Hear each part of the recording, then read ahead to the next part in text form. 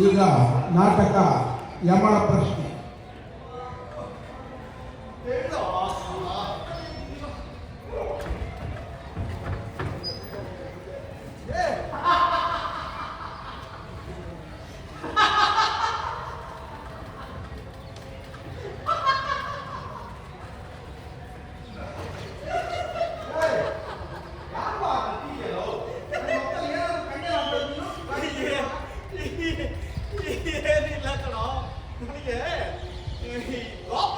ಮುಂಚೆನೆ ಈ ಸ್ವಯಂ ಚಾಲಿತ ಯಂತ್ರಗಳನ್ನು ಕಂಡಿದ್ದಿದೆ. ಆ ಕೃಷ್ಣ ಪರಮಾತ್ಮ ಮತ್ತೆ ಅರ್ಜುನ ಯುದ್ಧ ಭೂಮಿಗೆ ಹೆಂಗ್ ಬರ್ತಾ ಇದ್ರು ಅಂತ ಒಂದು ಕನಸು ಬಿತ್ತು. ಅದನ್ನ ನೋಡಿ ನಗು ಬಂತು ಕಣ. ಏನ್ ಕನಸಿತ್ತಲ್ಲೋ ಈ ಒಡೆಯ ಯುಗದಲ್ಲಿ ಕೃಷ್ಣ ಅರ್ಜುನರು ಗಾಡಿ ಮೇಲೆ ಅಂದ್ರೆ ರಥದ ಮೇಲೆ ಬರ್ತಾ ಇದ್ದಾರೆ ಯುದ್ಧ ಭೂಮಿಗೆ. ಆ ರಥ ಅರ್ಜುನನಿಗಿಂತ ಮುಂಚೆನೆ ನಾವು ಯುದ್ಧ ಮಾಡೋದಿಲ್ಲ ಅಂತ ಮುಷ್ಕರ ಓಡಿ ನಿಂತು ಬಿಟ್ಟಿದೆ. ಸುತ್ತಮುತ್ತ ನೆರೆದಿದ್ರಪ್ಪ ಕೌರವರು ಪಾಂಡವರು ಯುದ್ಧಕ್ಕೆ. ಅವರೆಲ್ಲ ಅಲ್ಲೇ ಇದೇನಪ್ಪ ಇದು ಮಹಾಪರಾಕ್ರಮಶಾಲಿಯಾದ ಅರ್ಜುನ ಇಷ್ಟೊಂದು ಕಷ್ಟ ಪಡ್ತಾ ಇದ್ದಾನಲ್ಲ, ಇವ್ರಿಗೆ ಏನಾದ್ರು ಸಹಾಯ ಮಾಡಬೇಕು ಅಂತ ಎಲ್ಲರೂ ತಮ್ಮ ಕೈಗೆ ಸಿಕ್ಕಿದ್ದು spanner, nut, boat, screw driver ಇದನ್ನೆಲ್ಲ ಇಟ್ಕೊಂಡು ಒಂದು ರಥನೊಬ್ಬ ಇದನ್ನ ಬಿಸ್ತಾ ಇದ್ದಾನೆ, ಒಬ್ಬ ಇಗ್ನಿಷಿಯಸ್ ಬಿಸ್ತಾ ಇದ್ದಾನೆ, ಒಬ್ಬ ಇಂಜಿನ್ ರಿಪೇರಿ ಮಾಡ್ತಾ ಇದ್ದಾನೆ, ಒಬ್ಬ ಟೈರ್ ಮಾಡ್ತಾ ಇದ್ದಾನೆ. ಏನು ಮಾಡಿದ್ರು ಆ ರಥ ಮಾತ್ರ ಕಮಕ್ಕಲ್ಲೇ ಇಲ್ಲ. ಇದ್ದಕ್ಕಿದ್ದಂಗೆ ಆ ರಥ ಒಂದು ಸುವಾಕ್ಯ ಅನುಭವಿಸುತ್ತೆ. ಏನಂತ ನೋಡಿಪ್ಪ ಆಗ ಟೈಮಲ್ಲಿ ನೈನಂ ಚಿದಂತಿ ಶಸ್ತ್ರಾಣಿ ನೈನಂ ದಹತಿ ಪಾವಕ, ನೈನಂ ಚಿದಂತಿ ಶಸ್ತ್ರಾಣಿ ನೈನಂ ದಹಂತಿ ಪಾವಕ ಅಂತ. ರಮೇಶ ಏನಾವಾಗ ಅಂದ್ರೆ ಈ ಯಂತ್ರಗಳನ್ನ ಏನಿಂದ ತಯಾರಿಸಿರ್ತಾರೆ ಎಲ್ಲ ಸ್ಪೇರ್ ಪಾರ್ಟ್ಸ್ ಆಗಿ ಅದನ್ನ ಚಿತ್ರ ಮಾಡಕ್ಕಾಗತ್ತ. ಮತ್ತೆ ಅಂದ್ರೆ ಈಗ ಟ್ಯಾಂಕ್ ಇರ್ತಲ್ಲ ಅದು ನಮ್ಮ ಹೊಟ್ಟೆ ತರ, ಹೊಟ್ಟೆ ಏನಾದ್ರೂ ಬಿದ್ರೇನೆ ಅದು ಮುಂದಕ್ಕೆ ಹೋಗುತ್ತೆ. ಅಂದ್ರೆ ಪೆಟ್ರೋಲ್ ಹಾಕಿದ್ರೇನೆ ಆ ಸುತ್ತಮುತ್ತ ಇರ್ತಿರಲ್ಲ ಆ ರಿಪೇರಿ ಮಾಡ್ಕೊಂಡು ಅವರು ಪಾಂಡವರು ಅವರೆಲ್ಲ ಹೊಟ್ಟೆ ಕೈಗೆ ಕಾಲಿಗೆ ಎಲ್ಲ ಬೀಸ್ ಹೊಡ್ಕೊಂಡು ಒತ್ತಾಡ್ತಾ ಇದ್ದಾರೆ. ಆ ರಥ ಮಾತ್ರ ಒಂದು ಇಂಚು ಕಮಕ್ಕಿ ಮುಟ್ಟೋದಿಲ್ಲ. ನೋಡಿದ್ರೆ ರಥ ಮತ್ತೆ ಇನ್ನೊಂದು ಸ್ವಾಮಿ ನುಡಿತು. ಮತ್ತೆ ಏನ್ ನುಡಿತು ಆ ರಥಲು? ಏನಂತ ನುಡಿತಪ್ಪ ಶ್ರೀಕೃಷ್ಣ ಪರಮಾತ್ಮ? ಸ್ವಧರ್ಮೇ ನಿಧನಂ ಶ್ರೇಯಃ, ಸ್ವಧರ್ಮೇ ನಿಧನಂ ಶ್ರೇಯಃ ಅಂತ. ಏನೋ ಅಂದ್ರೆ ಮತ್ತೆ ಹೇಳ್ತೀನಿ ವಾಸ್ತವ ಅಂದ್ರೆ ಯಾವುದರಿಂದ ಶ್ರೇಯ ದೊರೆಯುತ್ತೋ ಅದೇ ಸ್ವಧರ್ಮ ಅಂತ. ಅಂದ್ರೆ ಈ ಪೇಪರ್ ಅನೇ ಬರ ಕೊಡ್ತಾರಲ್ಲ ಮಾರಣಾಂತಿಕ ಉಪವಾಸ ಸತ್ಯಾಗ್ರಹ, ಅದರಿಂದ ಉಪವಾಸ ಸತ್ಯಾಗ್ರಹ ಮಾಡಿ ಮಾರನೇ ದಿವಸ ಪೇಪರ್ ಬರ್ಸ್ಕೊಳ್ಳೋದು. ರಮೇಶ ತೆರೆ ಕಳ್ಬಿಟ್ಟು ನೋಡ್ತೀನಿ ನೀನು ಕೆಪ್ಪಂತರ ಗಾಡಿ ಮೇಲೆ ಕೂತಿದ್ಯಾ, ನಾನು ತಳ್ಕೊಂಡು ಬರ್ತಾ ಇದ್ದೀನಿ. ರಮೇಶ ಸಾಕ್ ನಿಲ್ಸೋ ನಿನ್ನ ಅಸಂಬದ್ಧ ಮಾತುಗಳನ್ನ. ನಿಮ್ಮಪ್ಪ ನನ್ ಜೊತೆ ನಿನಗೆ ಹೆಣ್ಣೋಡ ಕಳಿಸಿರೋದು ಅನ್ನೋದು ಒಂದ್ ಸ್ವಲ್ಪ ಗಾಂಭೀರ್ಯ ಏನಾದ್ರೂ ಇಟ್ಕೋ. ಹೆಣ್ಣಂತೆ ಹೆಣ್ಣು ಮಣ್ಣು ಅಲ್ಲ ಕಣ. ನಮ್ಮಪ್ಪ ನಿನ್ ಜೊತೆ ಯಾಕೆ ಕಳಿಸಿದ್ರು ಗೊತ್ತಾ? ನಮ್ಮಪ್ಪನು ಕಿಲಾಡಿ.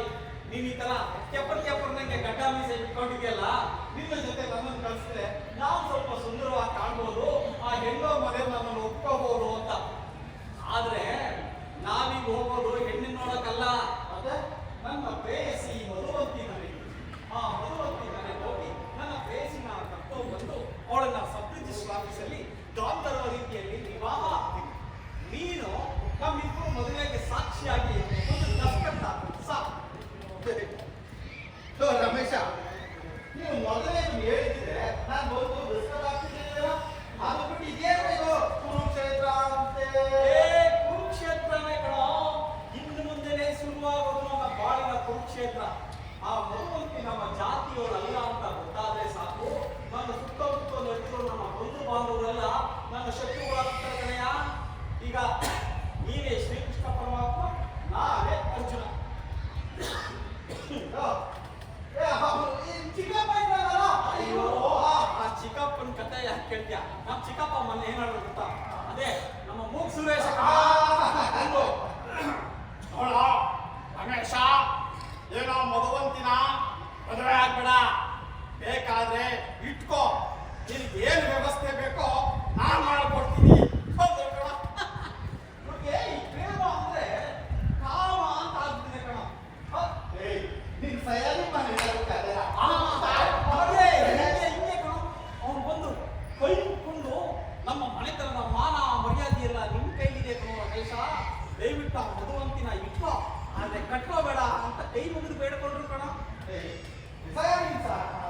ನನಗೆ ಈ ಗಾಡಿ ಸ್ಟಾರ್ಟ್ ಆದ್ರೆ ಸಾಕ. ರಮೇಶ, ಏನೋ ನೀನು ಏನು ನೀನ್ ತಡ್ಕ್ಲಾನ್ ಗಾಡಿ ಕ್ರೀಸ್ ಕ್ರೀಸ್ ಅಂಟ್ಕೊಂಡಿರ್ಬೇಕಷ್ಟೇ. ಅದಕ್ಕೆ ಕಣಯ್ಯ ಹೇಳೋದು ನಿಮ್ಗುನು, ಈ ಎಣ್ಣೆ ಯಂತ್ರಗಳು ಸಾಹಸ ಮಾಡಿದಾಗ ಒಳ್ಳೆ ಬಟ್ಟೆಗಳನ್ನ ಹಾಕೊಂಡು ಅಂತ. ಯಾಕೋ ಇಳಿದೆ? ಅಲ್ಲ ಏನಾದ್ರು ರಿಪೇರಿ ಆಯ್ತಾ, ಇಲ್ಲ ಇದರ ನಾಡಿ ಪರ್ಮನೆಂಟ್ ಆಗಿ ನಿಂತೇ ಹೋಯ್ತಾ? ಆಗಲೇ ಹೇಳಿದ್ರು ನಮ್ಮ ಮಹಾರಾಯ, ಇದು ಮತ್ತೆ ಸ್ಟಾರ್ಟ್ ಆಗಲ್ಲ. ಒಂದು 50 ಸರಿ ಕೀಕ್ಬಿಡಲು ಹೋದ್ರೆ ಒಂದೊಂದು ಸರಿ ಗಾಡಿ ಸ್ಟಾರ್ಟ್ ಮಾಡ್ಬೇಕಾದ್ರು ನನ್ನ ಪಾಸ್ ಹೋಗಿ ತೋರ್ಬಿಟ್ಟು ಕೆಲಸಕ್ಕೆ ಬರಲ್ಲ, ಅದಾಗ್ಬಿಟ್ಟಿದೆ. ಕಾಲು ಆ ಕಡೆ ಬತ್ತು ಕತ್ತೆ ಹೋಗ್ಬಿಟ್ಟಿದೆ ಕಣ ಈ ಕಾಲಿಗೆ. ನಿನ್ನ ಕಾಲೇ ಬಂದಿರೋ ಕತ್ತೆ ಗುಣ ನಿನ್ನ ನೆತ್ತಿಗೆ ಹತ್ತದೇ ಇರಲಿ. ಅಪ್ಪ ನೀನು ಯಾವಾಗ ನಾವು ಬಂದು ಆ ಭಗವಂತಿನ ಕರ್ಕೊಂಡು ಬಂದು ಸಬ್ರಿಜಿಸ್ಟರ್ ಆಗಿರ್ಬೋದು, ಮದುವೆ ಆಗಿರಲಿ ನನ್ನ ಬಿಟ್ಟಲ್ಲಿ ವಜೆ ಬಂದಿರುತ್ತೆ. ಏನಾಯ್ತು ನೋಡು ನಿನ್ನ ರಥ? ರಮೇಶ, ಸ್ವಲ್ಪ ಬಿಸಿಯಾಗಿದೆ, ತಣ್ಣಗಾಗ್ಲಿ. ಅಲ್ಲಿ ತನಕ ನಾವು ಯಾವ್ದಾದ್ರು ಒಂದು ಮರದ ಕೆಳಗಡೆ ಕುತ್ಕೊಂಡು ಜಡು ಹಾಕ್ಸೋಣ. ಇವ್ನು ಯಾರು ಈ ಉಡುಪಿಸಲ್ಲಿ ಹೋಗ್ತಾನೆ? ಯಾರೋ ಒಬ್ಬ ಈ ಭವ್ಯ ಭಾರತದ ಗಣರಾಜ್ಯದ ಪ್ರಜೆ, ಸನ್ಮಾನ್ಯ ಓಟುದಾರ. ಅಪ್ಪ ಅವನು ಕತೆ ಎಲ್ಲ ನಿನ್ಗೆ ಯಾಕೋ? ಮೊದಲು ನಿನ್ನ ರಥಕ್ಕೆ ಜೀವ ಬರ್ಸೋ ಕೆಲಸ ಮಾಡು. ನಿನ್ ಜೊತೆ ಮಾತಾಡಿ ಮಾತಾಡಿ ಸಮಯ ಹೋಗಿದೆ ಗೊತ್ತಾಗಿಲ್ಲ ಕಣ. ಸ್ವಲ್ಪ ತಣ್ಣಗಾಗಿರುತ್ತೆ. ಬಾ, ಸರ್ವಿಸ್ ಆಗಲಿ, ಹೇಗಾದ್ರೂ ಮಾಡಿ ಸ್ಟಾರ್ಟ್ ಮಾಡ್ಬಿಡೋಣ. ಸ್ಟಾರ್ಟ್ ಮಾಡಿಕೊಂಡು ನಾವು ಮೊದಲೊಂದು ಮನೆ ಹೋದಲ್ಲಿ ಹೊಡ್ಕೊಂಡೇ ಇಲ್ಲ ನಿನಗೆ. ಈ ಇಂಡಿಯನ್ ಮೇಕ್ ಗಾಡಿಗಳನ್ನ ತಗೋಬೇಡ ಕಣೋ, ತಗೋಬೇಡ ಕಣೋ, ತಗೋಬೇಡ ಕಣೋ ಅಂತ ನನ್ನ ಮಾತೆಲ್ಲ ಕೇಳ್ತೇನೆ ನೀನು. ಸುಮ್ಮನೆ ನಾವು ಏನಾದ್ರು ಒಂದು ತಗೊಂಡು ಪ್ರೋತ್ಸಾಹಿಸ್ತಾರಲ್ವೇರಾ, ಮುಂದಿನ ಪೀಳಿಗೆಗೆ ಅವ್ರು ಏನಾದ್ರು ಒಳ್ಳೇದನ್ನ ಕಂಡುಹಿಡಿಯೋದು. ಒಳ್ಳೇದು ಮಾಡ್ತಾರೆ. ಅಲ್ಲ ನನ್ಗೆ ಈ ತರ ನಿನ್ನ ಹುಚ್ಚು ಆದರ್ಶ ದೇಶಭಕ್ತಿನ ಕಂಡ್ರೆ ಮೈಯೆಲ್ಲ ಊದೋಗುತ್ತೆ ಕಣೋ. ಈ ಒಳ್ಳೇದು ಮಾಡ್ತಾರೆ ಮಾಡ್ತಾರೆ ಅಂತ ಇವತ್ತು ITC, ಈ NGF, ITI ಇಂಥ ಕಂಪನಿಗಳೆಲ್ಲ ಮುಚ್ಚೋಗಿರೋದು. ಅಲ್ಲ ಕಣೋ, ಅವ್ರು ಏನಾದ್ರು ಒಳ್ಳೇದನ್ನ ತಯಾರು ಮಾಡಿದ್ರೆ ತಾನೇ ನಾವು 10 ರೂಪಾಯಿ ಕೊಡೋ ಜಾಗದಲ್ಲಿ ಒಂದು 10-12 ರೂಪಾಯಿ ಕೊಟ್ಟು ತಗೊಳಕ್ ಸಾಧ್ಯ. ನೀನು ಒಂದು 20 ಸಲ ಒಡೆ, ನಾನು ಒಡೆಯ.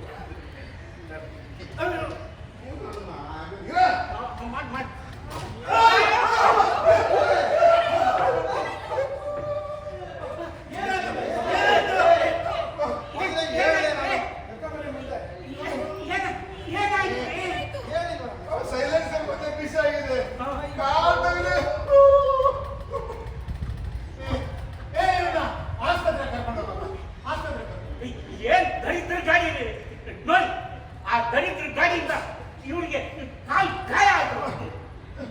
ಮದ್ವೆ ಮಾಡ್ಬಿಟ್ರೆ ಈಗ ಅದನ್ನ ಮಾಡ್ಬಿಟ್ರೆ ಕಾಲ್ಗುಣ ಏನಾಯ್ತು ಅಂತ ಸಾಕು ನಿಲ್ಸೋದು. ಏನೋ ಸಹಾಯ ಮಾಡಕ್ ಬಂದವ್ರಿಗೆಲ್ಲ ಲೆವಡಿ ಮಾಡ್ಕೊಂಡು ನಿಂತ್ಕೋತಿಯಲ್ಲ. ಸ್ವಲ್ಪ ಮನಸ್ಸಲ್ಲಿ ಕೃತಜ್ಞತೆ ಅನ್ನೋದು ಇರ್ಲಿ ಕಣ. ಸಹಾಯ ಮಾಡೋರ್ ಮೇಲೆ ನಮ್ಮ ದೇಶದಲ್ಲಿ ಸಹಾಯ ಮಾಡ್ತೀನಿ ಅಂತ ಬರ್ತಾರಲ್ಲ ಅವರೆಲ್ಲ ಕೆಲಸ ಇದ್ದವ್ರ ಕಣ.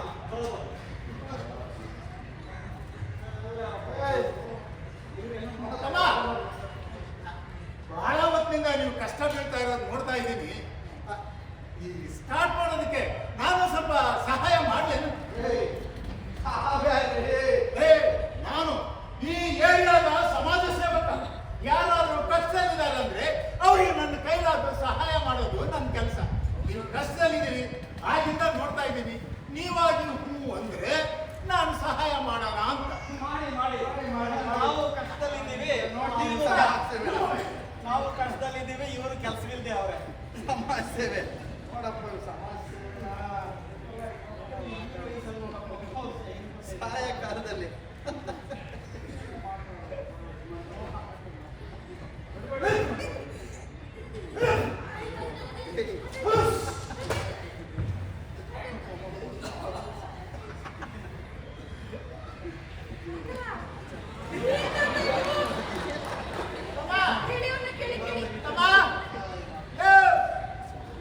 ಇದು ಏನ ಕಿಕ್ಕು ಹೊಡಿತಾ ಇದ್ರೆ ಇದು ಏನ ಕೆಳಗೆ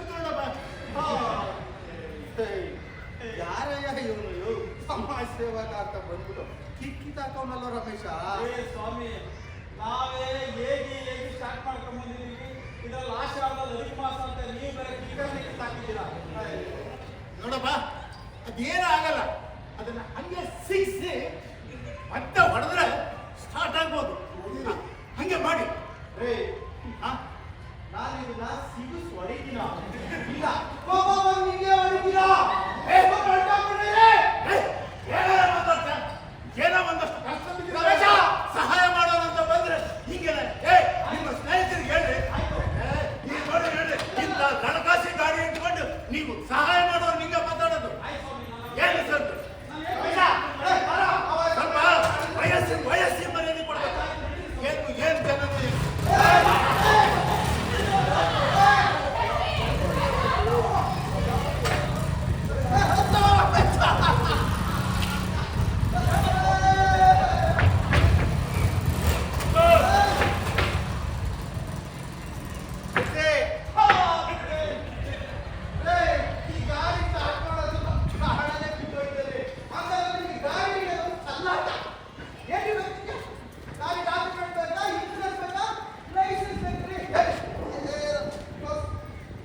ಸೂಪರ್ ಫಾಸ್ಟ್ ಟ್ರೈನ್ ತರ ಮಾತಾಡ್ತಿಯಲ್ಲ, ಅದೆಲ್ಲ ಇರ್ಲಿ.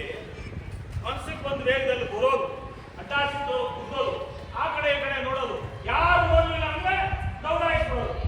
ತಿರ್ಗಾ ಪೊಲೀಸವ್ರನ್ನ ನಿಲ್ಸಿದ ಮೇಲೆ ಏನ್ರಿ ಅಂತ ಕೇಳ್ತೀಯಲ್ಲ, ನಾಚಿಕೆ ಆಗಲ್ವಾ ನಿನ್ಗೆ? ಅಲ್ಲ ಸ್ವಾಮಿ, ನಿಮ್ಗೆ ಏನಾಗ್ಬೇಕು ಇನ್ನ ನಾಷ್ಟ ಆಗಿಲ್ಲ ಅಂತ ಕಾಣಿಸುತ್ತೆ. ಏನ್ ಅಪರಾಧ, ಯಾವ ಶಿಕ್ಷೆ ಅಂತಿದ್ರು ನೀವು ಸ್ಟೂಡೆಂಟು, ನಾವು ಪೊಲೀಸ್ ಅಂದ್ರೆ ನಿಮ್ಗೆ ಇಷ್ಟ ಬಂದ ವೇಗದಲ್ಲಿ ಬಂದು ಇಲ್ಲಿ ಡಿಕ್ಕಿ ಹೊಡೆದು ಅಪರಾಧ ನಡೆಸಿ ಯಾರು ಹೋಗಿಲ್ಲ ಅಂತ ಪರಾರಿಯಾಗಿ ಕೊಟ್ಟಿದ್ದೀರಲ್ಲ. ಡಿಕ್ಕಿ ಹೊಡೆದು ಬಂದು ಅವನ್ನ ಇದು ಮಾಡೋದಕ್ಕೆ ಇನ್ನೊಂದು ಡಬಲ್ ಕೇಸ್ ಹಾಕ್ಬಿಡ್ತೇವೆ ಗಾಡಿಯಿಂದ. ಇಡ್ರಿ. ನಾವು ಡಿಕ್ಕಿ ಹೊಟ್ಟಿಲ್ಲ, ಅವರು ನಾನಿಂದ ಅಡ್ಡ ಬರ್ಲಿಲ್ಲ ಸರ್.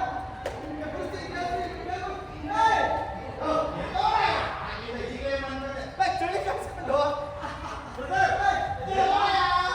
ಅಲ್ಲ ನಾವು ಮರಪ್ಪ ಸರ್. ಇವ್ರು ನೋಡು, ಈ ಉರಿಯೋ ಬಿಸಿಲಲ್ಲಿ, ಈ ರಣರಣ ಬಿಸಿಲಲ್ಲಿ ಯಾಕಾದ್ರೂ ನಿದ್ದೆ ಬರುತ್ತಾ? ಹಲೋ ಹಲೋ,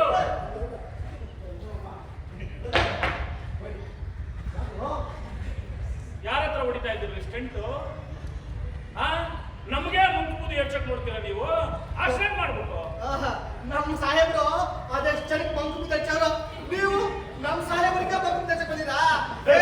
ನಿಮ್ ಮಾಟ ನಡೆಯಲ್ಲ ಸರ್. ನೀವು ಹೇಳೋದಕ್ಕೆ ನಾವು ಸ್ಟೂಡೆಂಟ್ ಅಲ್ಲ ಸರ್, ಇವರು ಕಾಲೇಜಲ್ಲಿ ಲೆಕ್ಚರರ್, ನಾನು ಜರ್ನಲಿಸ್ಟು.